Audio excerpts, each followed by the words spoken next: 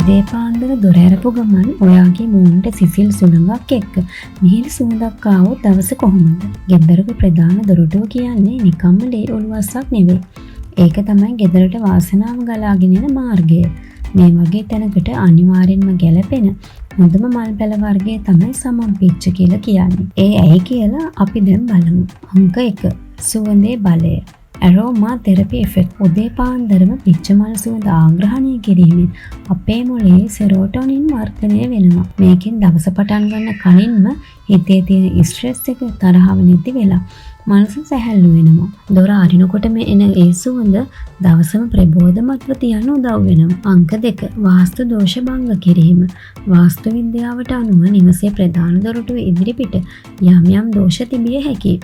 සුදු මල් පිපෙන සුවඳ හමන ගසක් දොරටුව දෙපස තිබෙමින් එම අහිතකර ශක්තියෙන් උරාගෙන නිවස තුළට පිරිසිදු ධන ශක්තිය මුදා හරින බව විශ්වාස කෙරෙනවා. අංක 3. සුදු පාටේ මනෝවිද්‍යාව. Colour psychology.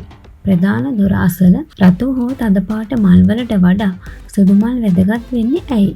සුදු පාට දැක්කම ඇස්වලට සහ මනසට දැනෙන්නේ සාමය සහ පවිත්‍රත්වය.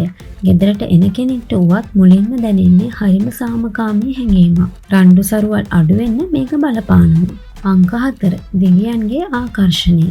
අපේ සංස්කෘතියේ සමන්පිච්ච කියන්නේ පූජනීය මලක්. දෙවියන් උවත් ප්‍රිය කරන්නේ පිරිසිදු සහ සුවඳවත් ස්ථානවලටයි.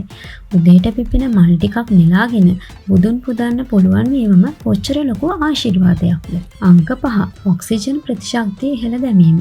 රාත්‍රී කාලයේදී පවා ඉතා හොඳින් ඔක්සිජන් උදාහරණ ශාකයක් ලෙස පිච්ච වෙල හඳුන්වන්න පුළුවන්. දොර ජනෙල් වහලා නිදාගත්තත් උදේට දොර අරින්දී පිරිසිදු වාතාශ්‍රය ගෙදරට ගලාගෙන එන්න මේ ගස උදව් වෙනවා. අංක 6. පිළිගැනීමේ සංකේතයක්. ඔයාගේ ගෙදරට අමුත්තෙක් ආවම වේලිච්ච දොරක් අරිනවට වඩා මල් පිරුණු ගසක් දකින්න එක එයාලට ලොකු සතුටක්. මේ ගෙදර අය හරිම ප්‍රියමනාපයි කියන පණිවිඩය වචන වලින් කියන්න කලින්ම මේ මල් ගසෙන් ලබා දෙනවා. අංක 7. නිවැරදි දිශාව. මේ ගස හිටවන්න ඕන දොරට හරස් වෙන්න නෙවෙයි. දොරෙන් එළියට බහිද්දි දකුණු පැත්තෙන් හෝ වම් පැත්තෙන් හිටවන්න පුළුවන්. විශේෂයෙන්ම නිවසට නැගෙනහිරින් හෝ උතුරට මුහුණලා තියෙනවා නම් මේකේ ප්‍රතිඵල ඉතාම ඉහළයි. අංක 8. ධනය ආකර්ෂණය. චීන ෆෙන්ෂුයි ශාස්ත්‍රයට අනුව සුවඳවත් මල් නිවසට සෞභාග්‍යයේ ශක්තිය කැඳවනවා. මල් පරවෙන්න නොදී නිතරම නැවුම්ව තියාගන්නව නම් ආර්ථික ප්‍රශ්න අඩු වෙලා සතුට රැඳෙන බව කියවෙනවා. අංක 9. ස්වභාවික විෂ බීජ නාශකයක්.